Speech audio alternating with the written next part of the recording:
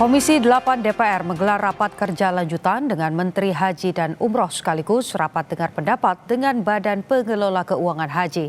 Raker dan RDP ini melanjutkan pembahasan mekanisme biaya tambahan operasional dari pesawat haji, imbas kenaikan aftur dampak Perang Timur Tengah.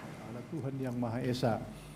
Rapat dipimpin Ketua Komisi 8 Fraksi PKB Marwan Dasopang, dihadiri Menteri Haji dan Umroh Muhammad Irfan Yusuf, didampingi Wakil Menteri Dhanil Anzar Simanjuntak. Sebelumnya dalam raker pekan lalu, pemerintah memastikan tambahan biaya operasional pesawat tidak ditanggung calon jemaah Haji 2026.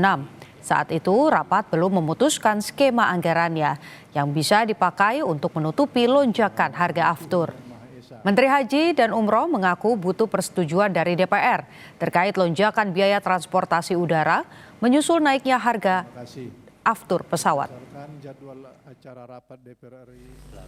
Dalam rangka mengakomodir kondisi di atas, kami berharap pada kesempatan rapat kerja dengan Komisi 8 DPR RI ini dapat disetujui dan diputuskan mengenai besaran dan sumber pembiayaan untuk memenuhi penyesuaian biaya tersebut.